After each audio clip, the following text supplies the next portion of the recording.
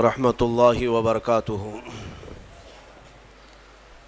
الحمد للہ وکفا وسلام علی حبیبہ المصطفیٰ، اما بعد فاعوذ باللہ من الشیطان الرجیم، بسم اللہ الرحمن الرحیم۔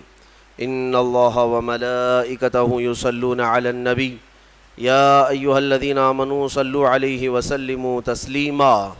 اللہم صل علی سیدنا محمد معدن الجود والکرم وآلہ واصحابہ الکرام وابنہ الکریم وبارک وسلم صلاة دائمة سرمدا ابدا بحمدہ تعالی وبکرم مصطفیٰ صلی اللہ تعالی علیہ وسلم۔ آج کی شب میں قرآن عظیم کے 16 پارے مکمل ہو چکے ہیں۔ اللہ تبارک و تعالی بقیہ قرآن کے حصے کو صحیح تجوید سے پڑھنے اور آپ سب کو سماعت کرنے کی توفیق عطا فرمائے۔ عزیزان گرامی، آج سورہ مریم کی اور سورہ طٰہٰ کی تلاوت آپ نے سماعت کیا ہے۔ قرآن عظیم میں یہ ایک ہی سورت ہے جو ایک عظیم عورت کے نام پر آئی ہے، وہ سیدہ بی بی مریم رضی اللہ تعالیٰ عنہا ہیں۔ سورہ آل عمران کی تفسیر کے موقع پر میں نے عرض کیا تھا حضرت سیدہ بی بی مریم کی ولادت کا مسئلہ، اور آج پورا انہی کے نام کی ایک سورہ ہے، یہ 16ویں پارے میں، اور اس کے بعد دوسری سورہ طٰہٰ۔ یہ دونوں سورتیں بڑی اہمیت کی حامل ہیں، ان کی بڑی فضیلتیں بھی ہیں۔ خاص طور پر سورہ مریم کی تلاوت کے لیے ہمارے بعض بزرگوں نے عورتوں کو تاکیداً کہا ہے، اچھے رشتے کے لیے، صالح رشتے کے لیے جوان لڑکیاں سورہ مریم کی تلاوت کیا کریں، اللہ اس کی برکت سے نیک رشتے عطا کرے گا۔ اور خاص طور پر حاملہ عورتیں بچے کی ولادت سے پہلے آسانی وضع کے لیے، ولادت کی آسانی کے لیے سورہ مریم کی تلاوت کیا کریں۔ حضرت بی بی مریم نہایت ہی پاکیزہ خواتین میں ہیں، بلکہ دنیا کی سب سے پاک باز عورتوں میں آپ کا نام آتا ہے۔ آپ کی پرورش بیت المقدس میں ہوئی۔ جب آپ جوانی کو پہنچیں تو جوانی کو جب آپ آئیں تو ایک دن ایسا ہوا کہ جبرائیل امین علیہ السلام تشریف لائے اور یوں کہا کہ میں اللہ کی طرف سے تجھے ایک بیٹا دینے کے لیے آیا ہوں۔ حضرت بی بی مریم نے پکار کر کہا، مجھے بیٹا کیسے ہو سکتا ہے؟ انا یکون لی غلام ولم یمسسنی بشر ولم اکو بغیا۔ مجھے کیسے بچہ ہو سکتا ہے؟ آج تک مجھے کسی انسان نے چھوا بھی نہیں، کسی انسان نے مجھے، یعنی بلوغیت کے بعد کسی اجنبی مرد نے مجھے چھوا تک نہیں، ولم اکو بغیا، اور نہ ہی میں کوئی برے عادتوں والی عورت ہوں، تو مجھے بیٹا کیسے ہو سکتا ہے؟ تو جبرائیل امین نے کہا کہ میں تیرے رب کی طرف سے قاصد بن کر کے آیا ہوں، اور تیرا رب یہی چاہتا ہے کہ بغیر کسی انسان کے چھوئے تجھے اللہ ایک بیٹا عطا کرے۔ قال کذالک قال ربک هو علی ہین، اور حضرت جبرائیل نے کہا کہ مریم، یہ تمہارے رب کے لیے کوئی مشکل مسئلہ نہیں ہے۔ جو رب تعالیٰ بغیر ماں اور بغیر باپ کے آدم کو پیدا کر سکتا ہو، وہ صرف بغیر باپ کے ایک عیسیٰ کو کیوں نہیں پیدا کر سکتا؟ تو انہوں نے ایک پھونک ماری جبرائیل امین نے، فنفخت من روحی، نہیں، یہاں پر آیت ہے حضرت جبرائیل علیہ السلام نے ان کو پیغام سنایا کہ اللہ تعالیٰ کی طرف سے تمہیں ایک بیٹا ہوگا، اور ان پر ایک پھونک ماری اور حضرت بی بی مریم حاملہ ہو گئی۔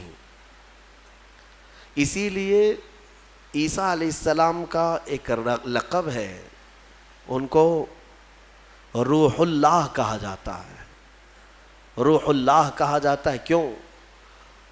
اللہ کی روح نہیں، یہ اللہ تبارک و تعالیٰ کے امر سے، حکم سے، صرف پھونک سے آپ پیدا ہوئے، صرف ایک پھونک سے۔ بی بی مریم جب حاملہ ہو گئیں، اب وہ گھبرانے لگیں. یہ تو پتہ ہے جی حضرت بی بی مریم کو معلوم ہے, ان کے رب کو معلوم ہے, لیکن دنیا کیا کہے گی؟ کیا لوگ ایسے ہی مان لیں گے؟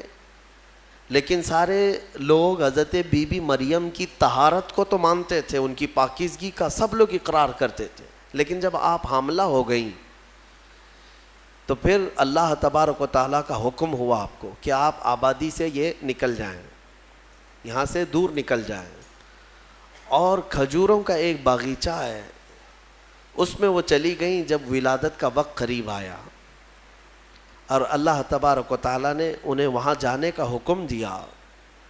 اب وہاں جب وہ پہنچیں تو درد کی شدت تھی آپ کو بھی, اور حضرت بی بی مریم نے درد زہ میں جو الفاظ کہے وہ بھی قرآن میں آیا. فناداہا من تحتہا اللہ تحزنی قد جعل ربکی تحتکی سریا. وہ پکارنے لگیں اور یہ کہتی تھی یا لیتنی مت قبل ھذا وکنت نسیا منسیا, اے کاش میں اس سے پہلے مر گئی ہوتی. یہ درد جو ہوتا ہے نا بچے کی ولادت سے پہلے, یہ بہت شدید ہوتا ہے, اور عورتوں کو اسی کا اجر بھی دیا جاتا ہے. اگر بچے کی ولادت کے دوران کسی عورت کا انتقال ہو گیا تو اسے شہید کا مقام دیا جاتا ہے. وہ شہادت ہے, اس کی شہادت کا مقام ہے. درد زہ کو, یہ جو ولادت کا درد ہوتا ہے عورتوں کو, بعض حکماء نے کہا ہے, کچھ حکیموں نے, کہ روح نکلنے کے وقت 40 ایسی بڑی ہڈیاں ہیں جس سے روح نکل جاتی ہے تو موت آ جاتی ہے. 40 ہڈیوں سے جب روح نکل جائے تو موت آتی ہے. بچے کی ولادت کے وقت عورت کی 39 ہڈیوں سے روح نکل چکی ہوتی ہے. اب اس سے اندازہ کریں کہ وہ موت کے منہ میں قریب جا کر واپس آتی ہے. ایک بچے کو جنم دینا دنیا میں, یہ اللہ تبارک و تعالیٰ ہی ان عورتوں کو صبر دیتا ہے, اور وہ درد اور وہ تکلیف کو برداشت کرنے کی اللہ تبارک و تعالیٰ ہی انہیں طاقت عطا کرتا ہے, ورنہ اس درد کو سہنا ہر ایک کا کام نہیں ہے. بہرحال حضرت بی بی مریم نے اس درد کی شدت میں جو پکارا وہ قرآن میں آیا ہے, قرآن میں آیا. اسی لیے تو حدیث پاک میں بھی ملتا ہے کہ سوال ہوا میرے آقا صلی اللہ تعالیٰ علیہ وسلم سے کہ میں یا رسول اللہ اپنی بوڑھی ماں کو اپنے کندھے پر بٹھا کر حج کرا چکا ہوں, خانہ کعبہ کے ساتھ طواف, اور گرم زمین جس میں ننگے پیر میرے تلووں میں آبلے پڑ گئے ہیں, تو کیا میں نے اپنی ماں کا حق ادا کر دیا؟ حضور پاک صلی اللہ تعالیٰ علیہ وسلم کا جواب سنیں. ان سے فرمایا کہ تم نے اپنے کندھے پر اپنی بوڑھی ماں کو بٹھا کر حج کرایا, طواف کعبہ کروایا, تم اس کے حق کی بات کرتے ہو. جب تم اپنی ماں کے پیٹ میں تھے ایک جھٹکا تم نے جو لگایا تھا اس کا بھی حق نہیں ادا ہوا, کیونکہ بچہ جب گھومتا ہے پیٹ کے اندر ماں کے, ہر گھومنے کے وقت, ہر چکر کے وقت اس کا ایک الگ درد ہوتا ہے. 9 مہینے وہ بچوں کو اٹھاتی ہے. میرے عزیزو, اگر تمہارے پیٹ میں کھانا زیادہ ہو جائے تو پیٹ بھاری پڑ جاتا ہے اور آپ چل پھر نہیں پاتے, جلدی سے آپ سکون کی جگہ ڈھونڈتے ہیں کہ میں پیٹ خالی کر لوں یا ہلکا کر لوں. اور اس عورت کو, ماں کو اللہ نے 9 مہینے تک تمہارا بوجھ دیا اور وہ اٹھائے گھومتی رہتی, پھرتی رہتی ہے. سیدہ بی بی مریم نے ولادت کے وقت یہ فرمایا. اس کے بعد رب تعالیٰ کی طرف سے یہ ان کو ندا آئی کیا, کہ جب وہ وہاں قریب لیٹی تھی ایک پتھر پر, اور ان کے قریب میں ہی ایک کھجور کا درخت تھا, رب تعالیٰ نے فرمایا وَهُزِّي إِلَيْكِ بِجِذْعِ النَّخْلَةِ تُسَاقِطْ عَلَيْكِ رُطَبًا جَنِيًّا. مریم اس درخت کو پکڑ کر کے ہلاؤ, تم پر پکی تازی کھجوریں گریں گی. تو ولادت کا وقت ہے ان کا, عیسیٰ علیہ السلام کی پیدائش کا, اور حضرت بی بی مریم کو کھجور کا درخت ہلانے کا حکم ہوا. انہوں نے ہلایا تو پکی کھجوریں ان پر گریں. رب تعالیٰ نے فرمایا فَكُلِي وَاشْرَبِي وَقَرِّي عَيْنًا, مریم کھا اور پی لے اور اپنی آنکھوں کو ٹھنڈی کر لے۔ مفسرین فرماتے ہیں درد زہ کے وقت اگر کسی عورت کو کھجور دیا جائے تو یہ قرآن پاک کے نسخے کے اعتبار سے اللہ تعالیٰ اس کے درد میں آسانی عطا فرماتا ہے، کیونکہ حکیم مطلق رب ذوالجلال نے حکم دیا بی بی مریم کو کہ کھجور کھاؤ، پکی کھجوریں تم پر گریں گی۔ تو کھجور کا حکم بھی ہے۔ ہمارے بزرگوں کے ہاں رواج تھا کہ ولادت کے وقت جب تکلیف زیادہ ہوتی تو وہ کچھ کھجوریں لا کر کسی امام کے پاس، عالم دین کے پاس لاتے کہ کچھ دم کر کے دے دیں کہ گھر میں ولادت ہونے والی ہے۔ اب کہاں ہے، کون سا کھجور، کون سی مٹھائی، سیدھے آپریشن تھیٹر میں لے جانا ہے اور بند کرنا ہے، کاٹنا ہے، پھر نکالنا ہے۔ خیر، اللہ تبارک و تعالی آج بھی جو لوگ اسلام پر چلنا چاہتے ہیں ان کے لیے آسانیاں عطا فرماتا ہے یقیناً۔ تھوڑی ہی دیر کے بعد حضرت عیسیٰ علیہ السلام کی ولادت ہوئی۔ یہ بیت اللحم جو جگہ ہے آج بھی وہ فلسطین میں ہے، بیت اللحم، جس پتھر پر حضرت عیسیٰ علیہ السلام کی ولادت ہوئی وہ جگہ آج بھی موجود ہے۔ پھر وہاں سے حضرت بی بی مریم نے اپنے بچے کو اٹھایا، کوئی نہیں تھا وہاں پر، ان کے حمل سے لے کر ولادت تک کوئی بھی قریب نہیں آیا، اور نہ زندگی میں کبھی ان کو کسی نے چھوا۔ آپ نے گود میں اٹھایا، اب کیا کریں گی، بچہ آ گیا ہے۔ رب تعالیٰ نے فرمایا فَإِمَّا تَرَئِنَّ مِنَ الْبَشَرِ أَحَدًا فَقُولِي إِنِّي نَذَرْتُ لِلرَّحْمَنِ صَوْمًا فَلَنْ أُكَلِّمَ الْيَوْمَ إِنسِيًّا۔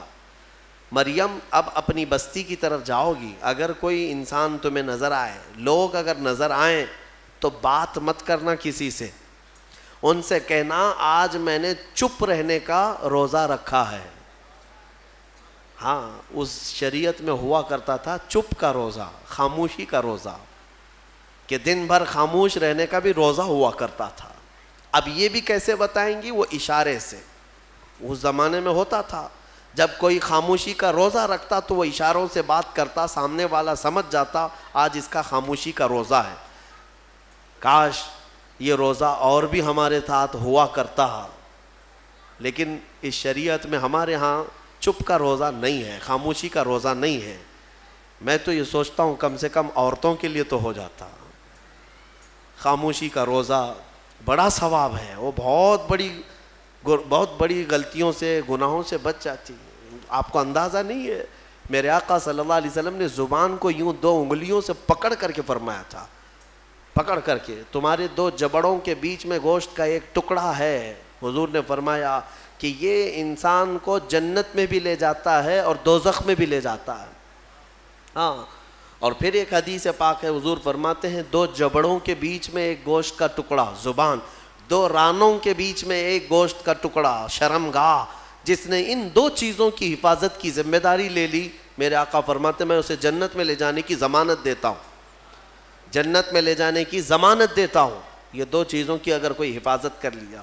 خیر، حضرت بی بی مریم اپنے بچے کو لے کر کے آئیں، لوگ دیکھنے لگ گئے کہ مریم ہے اور اس کی گود میں بچہ ہے، تو ظاہر سی بات ہے قوم کا جو رویہ ہوتا ہے، سیدھے پکار کر کہنے لگے یا اخت ہارون ما کان ابوک امرأ سوء وما کانت امک بغیہ، اے مریم یہ کیا کر لیا تو نے۔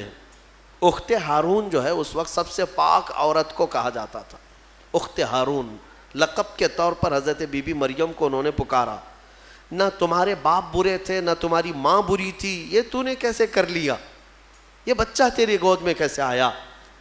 فاشارت الیہ، انہوں نے اشارہ کیا اپنے بچے کی طرف، کیونکہ اللہ تعالیٰ کا حکم تھا اگر کوئی بات کرے تو بات مت کرنا، اپنے بچے کی طرف اشارہ کر دو، آج میں خاموشی کا روزہ ہوں۔ اشارہ کیا اپنے گود والے بچے کی طرف، 1 دن کا بچہ ہے، تو لوگ بول پڑے کہ تو اس کی طرف اشارہ کر رہے، قالوا کیف نکلم من کان فی المہد صبیا، ہم کیسے بات کریں اس سے جو آج گود میں ہے تیرے، آج کا بچہ ہے۔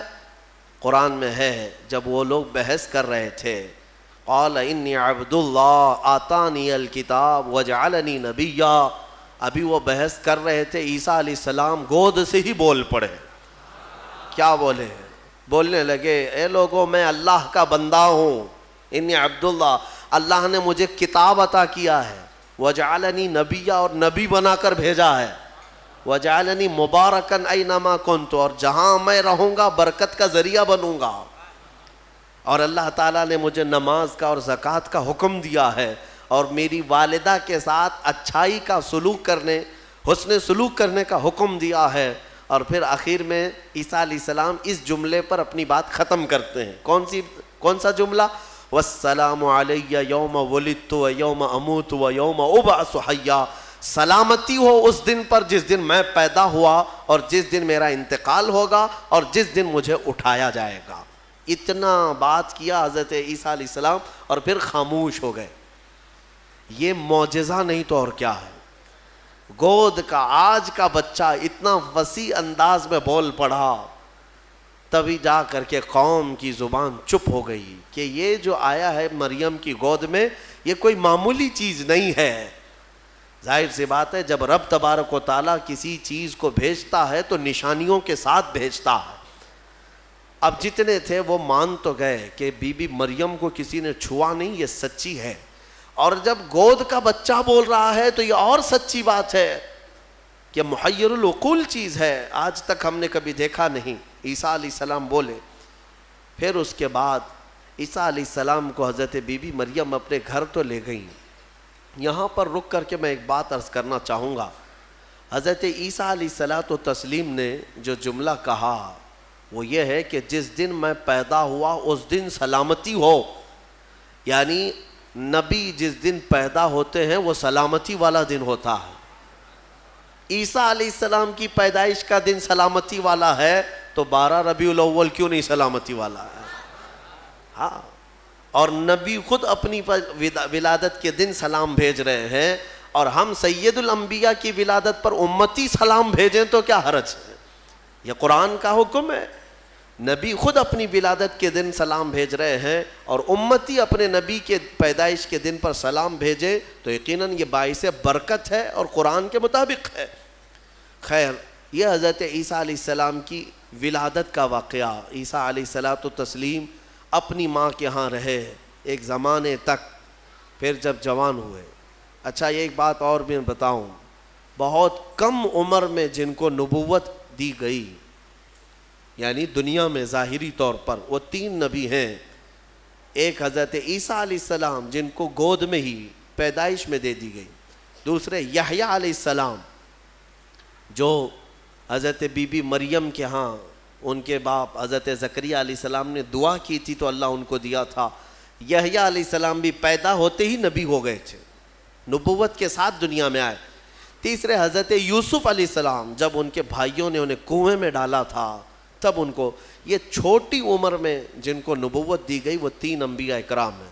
یہ تو دنیا کی زندگی کے اعتبار سے، لیکن اگر کوئی یہ کہتا ہے کہ ہمارے آقا محمد صلی اللہ علیہ وسلم کو 40 سال کی عمر میں نبوت دی گئی تو یہ جملہ غلط ہے۔ میرے عزیزو، حضور کو نبوت دی گئی نہیں، نبی ہونے کا اعلان کرنے کا حکم دیا گیا۔ نبوت کب دی گئی وہ خود رسول سے پوچھو۔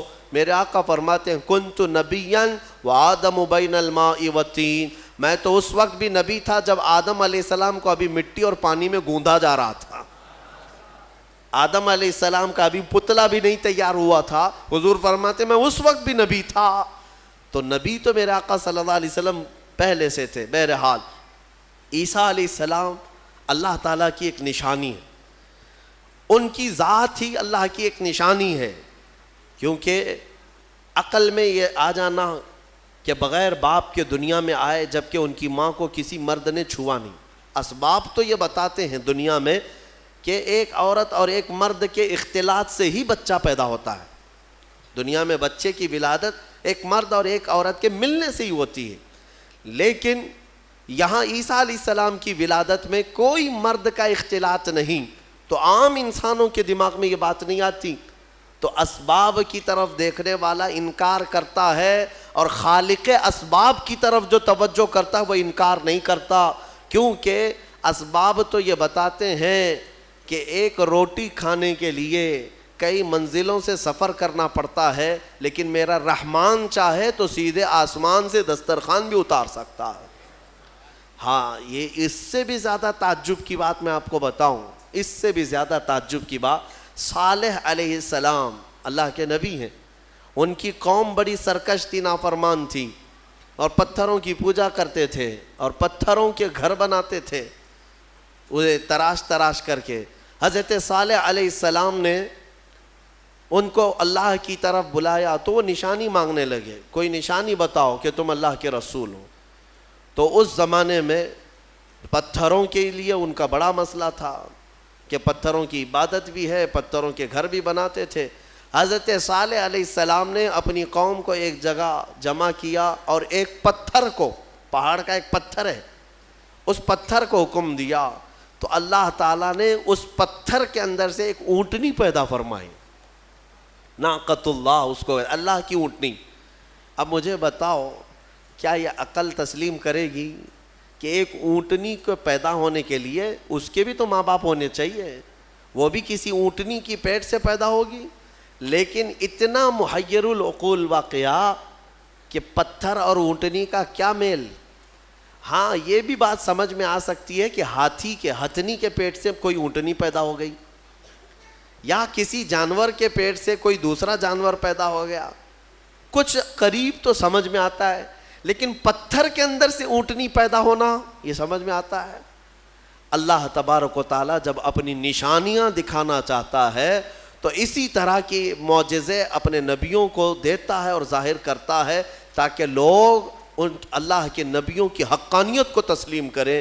اسی لیے ہم کہتے ہیں کہ پتھروں سے پانی کا جاری ہونا سمجھ میں آتا ہے۔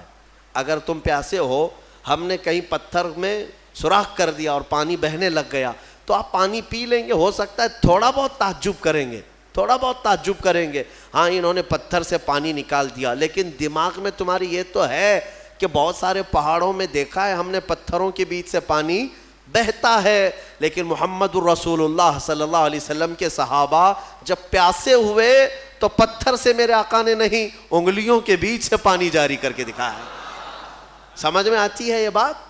پتھر سے نکلنا تو سمجھ میں آتا، انگلیوں سے نکلنا، اور انگلیوں سے میرے عزیزو پسینہ نہیں کہ 2 بوند 4 بوند نکل گیا ہو پانی اور اس کو جمع کر لیا ہو، بلکہ صحابہ فرماتے ہیں اس وقت مجمع میں 1400 صحابہ تھے اور سارے صحابہ نے پیٹ بھر کر پانی پیا۔ پنجاب رحمت حضور کی انگلیوں سے جو نکلے اس پانی سے سارے صحابہ 1400 صحابہ نے پانی پیا، اپنے مویشیوں کو، جانوروں کو پلایا، اپنے برتنوں میں اور اپنے مٹکوں میں سب بھر بھی لیا۔ اور صحابی فرماتے ہیں اس وقت اگر ہم 10,000 بھی ہوتے تو وہ پانی کم نہ ہوتا، اس سے زیادہ کی تعداد بھی ہو۔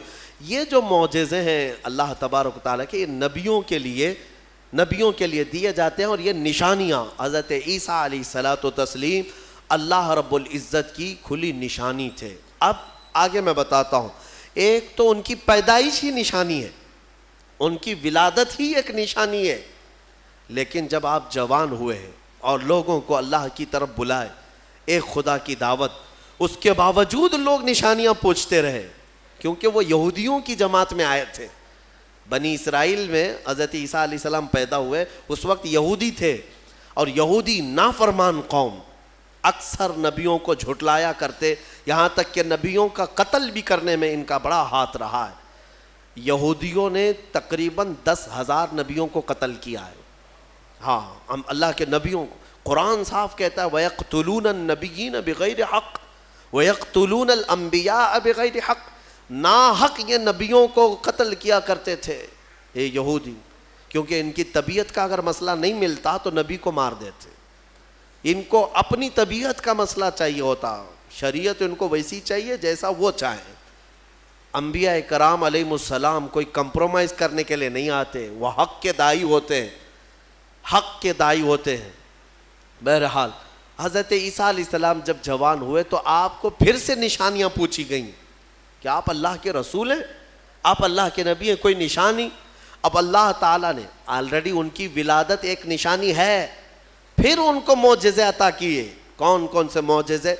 عیسیٰ علیہ السلام کو 3 معجزے اور دیے گئے، 3 معجزے۔ وہ کیا تھے؟ عیسیٰ علیہ السلام خود اپنی زبان میں فرماتے ہیں، جس کو قرآن میں اللہ تبارک و تعالیٰ نے بیان فرمایا کیا ہے؟ احیی الموتى باذن اللہ، ابرئ الاکمہ والابرص واحیی الموتى باذن اللہ. اور ایک ہے وانبئکم بما تاکلون وما تدخرون فی بیوتکم. 3 معجزے. توجہ چاہتا ہوں، عیسیٰ علیہ السلام کو 3 معجزے دیے گئے. پہلا معجزہ، کوڑ کی بیماری والے، سفید داغ والے کوئی بھی بیمار آئیں، عیسیٰ علیہ السلام اپنا ہاتھ رکھتے تو صحیح ہو جاتا. ابرئ الاکمہ والابرص، کوڑ والا، سفید داغ والا، یہ بیمار اگر حضرت عیسیٰ علیہ السلام کے پاس آتا تو آپ اس کو ہاتھ پھیر دیتے تو اس کی بیماری ختم ہو جاتی. دوسرا معجزہ، وَأُحْيِي الْمَوْتَى بِإِذْنِ اللَّهِ، کہتے ہیں کہ میں مردوں کو اللہ کے حکم سے زندہ کر دیتا ہوں. عیسیٰ علیہ السلام فرما رہے ہیں. عیسیٰ علیہ السلام کا معجزہ یہ تھا کہ اگر وہ کسی قبر کو ٹھوکر مارتے تو قبر سے مردہ زندہ کھڑا ہو جاتا، مرنے کے بعد دوبارہ زندہ کرتے عیسیٰ علیہ السلام. کبھی کبھار مٹی کے پرندے بناتے، ان میں پھونک مارتے تو وہ اڑنے لگتے تھے. ہاں، مٹی کے پرندوں کو پھونک مارتے تو وہ اڑنے لگتے زندہ ہو کر. 2 معجزے ہو گئے. تیسرا معجزہ اہم ہے. عیسیٰ علیہ السلام فرماتے ہیں وَأُنَبِّئُكُمْ بِمَا تَأْكُلُونَ وَمَا تَدَّخِرُونَ فِي بُيُوتِكُمْ، تم اپنے گھروں میں بیٹھ کر جو کچھ بھی کھاتے ہو اور جمع کرتے ہو، عیسیٰ علیہ السلام فرماتے میں یہیں بیٹھ کر کے سب بتا دیتا ہوں، ساری چیزوں کی میں خبر دیتا ہوں. عیسیٰ علیہ السلام کا معجزہ یہ تھا کہ تم اپنے گھروں میں جو کھاتے ہو، جمع کرتے ہو، سب کی خبر عیسیٰ علیہ السلام کو ہے. یہ ظالم نادان جو میرے نبی کے علم غیب کا انکار کرتے ہیں، قرآن پڑھا بھی ہے کہ نہیں پڑھا؟ عیسیٰ علیہ السلام جو بنی اسرائیل کے نبی ہیں، جو بعد میں حضور کی امت میں آئیں گے آسمانوں سے، اور آئیں گے حضور کی امت، حضور پاک صلی اللہ تعالیٰ علیہ وسلم کی امت میں رہیں گے. اب اندازہ کرو، انہیں اللہ تعالیٰ نے اتنا علم غیب دیا تو کیا میرے رسول کو غیب کا علم نہیں ہوگا؟ ہمارا تو عقیدہ یہی ہے، ہمارا موقف یہی ہے. میرے آقا مدینے میں ہو کر ہماری مسجد کا بھی ملاحظہ فرما رہے ہیں. ہاں، وہ پوری دنیا کو ایسے دیکھتے ہیں جیسے اپنے ہتھیلی کو دیکھتے ہیں. خود میرے آقا نے فرمایا، مسلم شریف کی حدیث ہے، اللہ کے حبیب فرماتے ہیں ان اللہ زوى لی الارض، اللہ نے پوری روئے زمین کو میرے لیے سمیٹ دیا ہے اور میں پوری روئے زمین کو ایسے دیکھتا ہوں جیسے ہتھیلی کو دیکھتا ہوں. 3 معجزے ہیں عیسیٰ علیہ السلام کی، یاد رکھیے گا.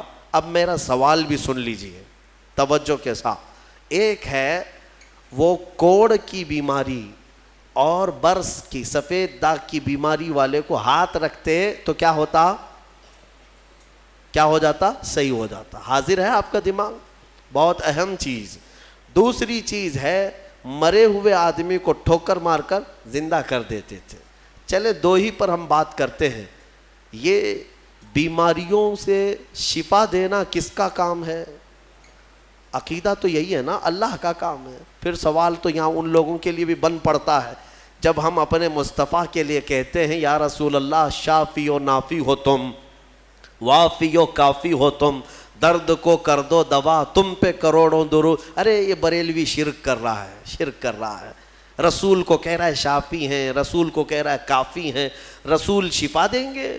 جب ہم درود تاج میں پڑھتے ہیں دافع البلاء والوباء والقحط والمرض والالم، ہمارے رسول بلاؤں کو دفع کرنے والے، وباؤں کو دفع کرنے والے، درد کو دور کرنے والے، ہر کرب سے آزاد کرنے والے. ہم پڑھتے ہیں درود میں تو اس پر کچھ لوگوں کا پیٹ درد ہوتا ہے اور کہتے ہیں کیسے تم رسول کو کہہ رہے ہو کہ وہ بیماریوں سے دور کرنے والے ہیں، وہ کیسے دور کر سکتے ہیں؟ ان سے میرا سوال یہ، قرآن کی کوئی آیت پڑھا بھی ہے یا نہیں؟ عیسیٰ علیہ السلام خود کہہ رہے ہیں کوڑ کی بیماری اور برس کی بیماری والے کو میں ہاتھ رکھ دوں تو صحیح ہو جاتا ہے. عیسیٰ علیہ السلام ہاتھ رکھ دیں تو صحیح ہو جاتا ہے. اچھا، اس سے بھی بڑی چیز، زندگی دینا اللہ کا کام، موت دینا اللہ کا کام، یہ اللہ تبارک و تعالیٰ کی قدرت میں ہے. اور مرنے کے بعد دوبارہ اٹھانا یہ تو اور بڑی بات ہے، یہ اللہ کی قدرت میں ہے. اور وہ کام عیسیٰ علیہ السلام کہہ رہے ہیں کہ میں مردوں کو زندہ کرتا ہوں. میرے عزیزو، اب یہ شرک نہیں ہوا؟ عیسیٰ علیہ السلام کے بارے میں اگر کوئی عقیدہ رکھے گا کہ وہ مردوں کو زندہ کرتے تھے تو شرک ہو جائے گا. کچھ لوگوں کے فتوے کے حساب سے تو شرک ہے، کیونکہ وہ رسول کے واقعات کو نہیں مانتے. غوث پاک نے اگر کسی مردے کو زندہ کیا تو کہتے ہیں یہ جھوٹی کہانیاں ہیں. ہاں یہ کیسے ہو سکتا ہے، یہ صرف اور صرف اللہ رب العزت کا کام. پھر قرآن جو عیسیٰ علیہ السلام کے بارے میں بتا رہا ہے، کیا عیسیٰ خدا ہیں؟ عیسیٰ علیہ السلام خدا ہے؟ یہاں ایک نقطہ سمجھ کر کے چلو. اللہ رب العزت یقیناً قادر مطلق ہے، رزاق وہی ہے، خالق وہی ہے، شافی وہی ہے. لیکن اگر وہ اپنی طاقت کسی محبوب رسول یا نبی کو شفا دینے کی طاقت دے دے، دوبارہ زندہ کرنے کی طاقت دے دے، یا بیماریوں سے دور کرنے کی طاقت دے دے، تو اس میں کسی کے پیٹ درد ہونے کی ضرورت نہیں. مولا جسے جو چاہے وہ مقام عطا فرمائے. یہ شرک بھی نہیں ہے. اللہ جسے جو چاہے وہ عطا فرمائے. اسی لیے ہمارا موقف یہ ہے الحمدللہ کہ ہم مانتے ہیں کہ رسول پاک صلی اللہ تعالیٰ علیہ وسلم بیماریوں کو دور کرتے تھے، لیکن ہم انہیں خدا نہیں مانتے. جیسے عیسیٰ علیہ السلام اللہ کی عطا سے بیماروں کو شفا کرتے تھے، میرے مصطفیٰ بھی اللہ کی عطا سے بیماروں کو شفا کرتے ہیں. اور اسی لیے ہم مانگتے بھی ہیں میرے آقا کی بارگاہ میں. ہمیں بزرگوں نے سکھایا ہے. بلکہ ایک حدیث بھی میں آپ کو بتا دوں. ایک صحابی آئے اور ان کے بھائی کا پیٹ درد کر رہا تھا، بہت تکلیف تھی. حضور کے پاس آئے، کہا یا رسول اللہ میرے بھائی کا پیٹ بہت درد کر رہا ہے. ڈاکٹر نہیں تھا کیا مدینے میں؟ کوئی طبیب نہیں تھا. وہ صحابی حضور کے پاس کیوں آئے؟ اس لیے کہ صحابہ کو معلوم تھا کہ یہ شفا خانہ ہے، یہاں سے جو حکم ہوگا اس میں شفا ہے. حضور اکرم صلی اللہ تعالیٰ علیہ وسلم نے فرمایا جاؤ اپنے بھائی کو شہد چٹاؤ، اسقیہ عسلا، اسے شہد چٹاؤ. وہ گئے، شہد چٹایا تو جلاب لگ گئے، یعنی بہت زیادہ لوز موشن شروع ہو گئے. وہ دوسرے دن بھاگے آئے، کہا میں نے تو کل شہد چٹایا لیکن وہ زیادہ اس کا درد بڑھ گیا اور موشن شروع ہو گئے، یعنی جلاب ہو گئے، دست آ رہے. تو حضور پاک صلی اللہ علیہ وسلم نے دوسرے دن پھر کیا دوا فرمائی؟ کہا اسقیہ عسلا، جاؤ اس کو پھر شہد چٹاؤ. پھر سے شہد چٹاؤ. ایک دوا سے اگر فائدہ نہ ہو تو آپ پھینک دیں گے. اور وہ صحابی دوسرے دن پھر گئے، اپنے بھائی کو کہا آج پھر شہد کھاؤ. پھر انہوں نے شہد کھایا تو آج تو ایسا ہوا کہ ان کا بستر خراب ہو گیا، اٹھنے بیٹھنے کی طاقت نہیں تھی، اتنے زیادہ دست ہونے لگے. شہد جیسی کھا رہے بڑھتا جا رہا ہے. تو کوئی آ کے یہ تو کہہ سکتا تھا کہ ریئیکشن ہو رہا ہے دوا بدل دیں. تیسرے دن آئے وہ صحابی، کہا یا رسول اللہ اب تو اور حالت بری ہو گئی، بہت زیادہ تکلیف پہ ہے. تیسرے دن میرے آقا صلی اللہ علیہ وسلم نے فرمایا جا اپنے بھائی کو شہد چٹا. تیسرے دن بھی اس صحابی نے کہا یا رسول اللہ شہد چٹاؤں؟ کہا ہاں، تیرے بھائی کا پیٹ جھوٹ بول رہا ہے، اللہ کا نبی سچ بول رہا ہے. وہ گئے تیسرے دن شہد چٹایا. تیسرے دن جب شہد چٹایا تو نہ جلاب ہے نہ درد ہے، بلکہ پہلے سے بہتر صحت ہے، صحت و تندرستی پہلے سے بہتر ہے. وہ آئے میرے عزیزوں، کہنا یہ تھا کہ حضور پاک صلی اللہ تعالیٰ علیہ وسلم نے پھر ارشاد فرمایا کہ تمہارے بھائی کو شہد کی جو تجویز کی گئی تھی وہ اللہ تبارک و تعالیٰ کے حکم سے ہے کہ شہد میں اللہ نے شفا رکھا ہے. اب وہ گڑبڑ کیوں ہو رہی تھی؟ ایک بار چٹانے کے بعد اور گڑبڑ. شیطان اس طرح سے کرواتا ہے تاکہ تمہارا عقیدہ رسول کی بات پر نہ رہے، اور اگر تم جمے رہ گئے اسی بات پر تو شفا تو اللہ ہی کی طرف سے آئے گی. بسا اوقات ایسا ہوتا ہے کہ کچھ لوگ ہم سے آ کر کے کہتے ہیں کہ حضرت کوئی وظیفہ دے دیجئے. وظیفہ دیے، جو کام تھا وہ بھی چھوٹ گیا. آپ نے جو دیا اس سے ریئیکشن ہو گیا ہے. اکثر لوگوں کو ایسا لگتا ہے ہمارے پاس وظیفہ لیتے ہیں، تعویذ لیتے ہیں، 2 دن کے بعد پھر بولتے ہیں کہ حضرت ابھی تک کچھ ہوا نہیں ہے.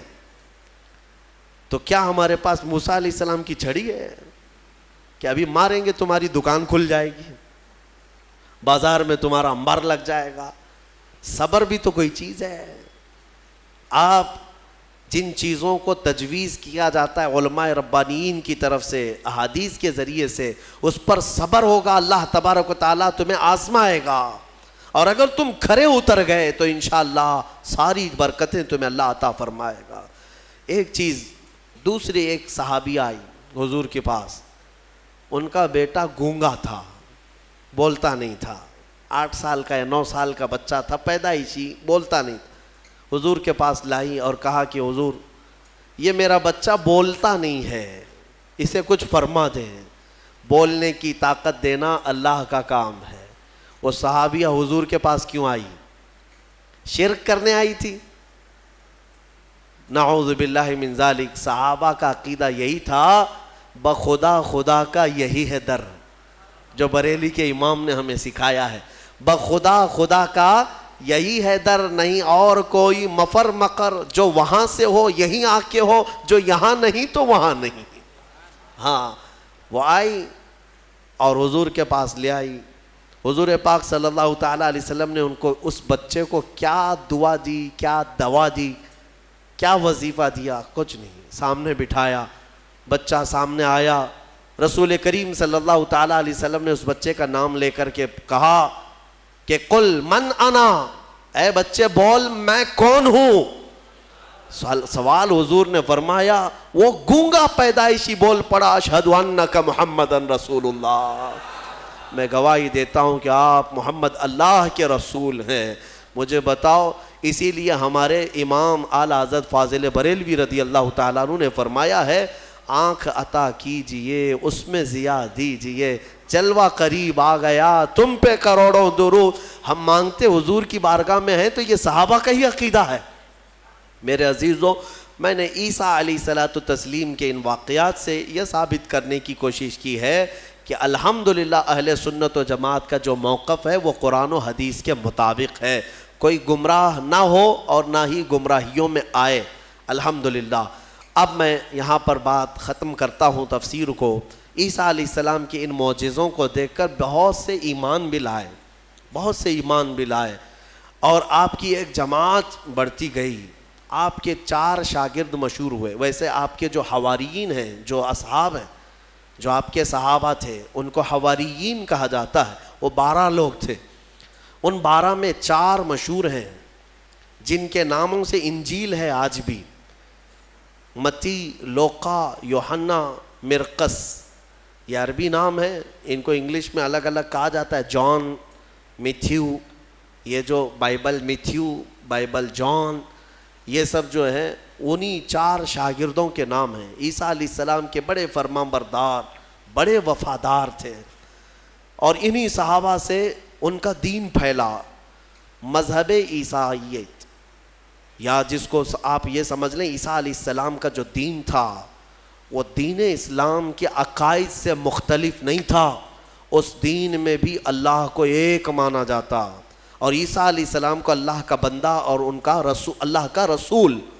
یہ دین اسی طرح چلتا رہا اور اسی کی تبلیغ بھی ہوتی رہی، لیکن یہودیوں کو یہ بات نہ بھائی۔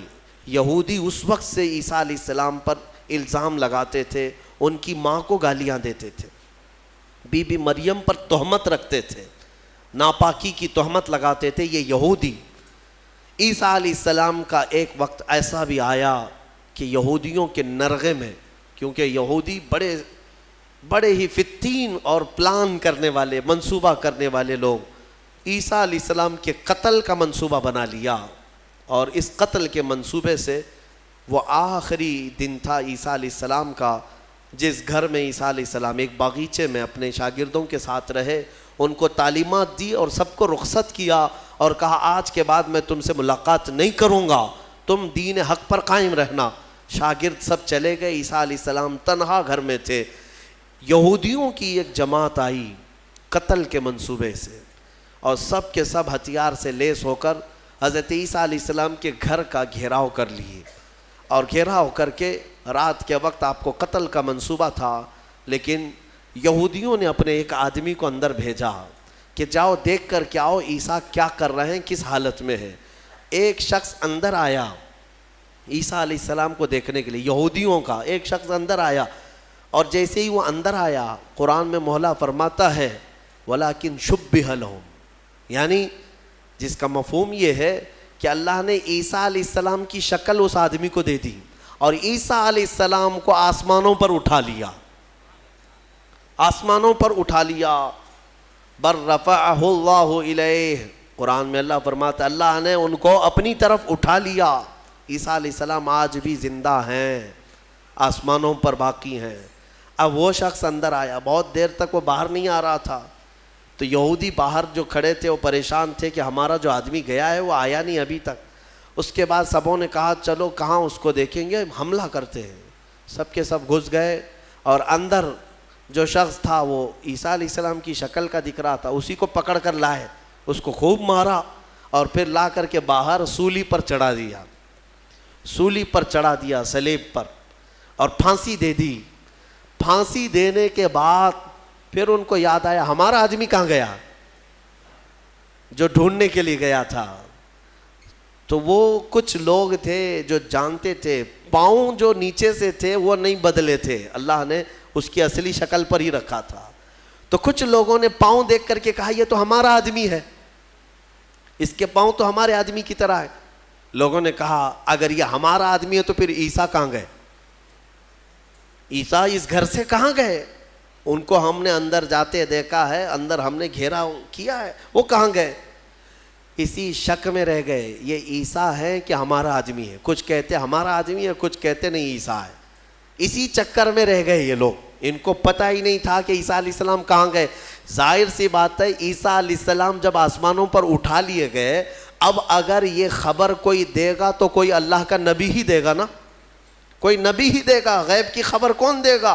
اور اتفاق کی بات عیسیٰ علیہ السلام کے آسمانوں پر اٹھائے جانے کے بعد سے لے کر 550 سال تک کوئی نبی نہیں آیا. اس کے بعد اگر کوئی نبی آیا تو ہمارے آقا محمد صلی اللہ علیہ وسلم آئے، صرف حضور آئے 570 سال کے بعد.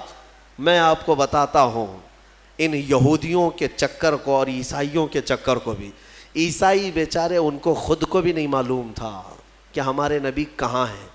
بعض کا عقیدہ یہ بن گیا کہ ہمارے نبی کو سولی پر چڑھا دیا گیا، اسی لیے آج بھی وہ لوگ صلیب ڈال کر کے گھومتے رہتے.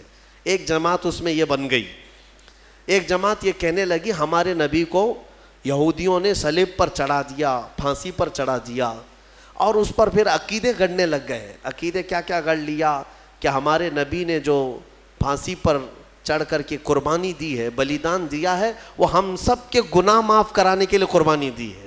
تو اب یہ جتنے چاہے گناہ کرتے رہے، خوب شراب پئیں، خوب ناچیں، کیونکہ وہ سولی پر چڑھ کر کے سب معاف کرا دیے. یہ ایک جماعت نے اس میں عقیدہ گڑھ لیا اور عیسائیوں کی ایک جماعت اسی پر چلتی رہی. ایک جماعت پھر بھی حق پر رہی جو عیسیٰ علیہ السلام کے چاروں شاگرد تھے.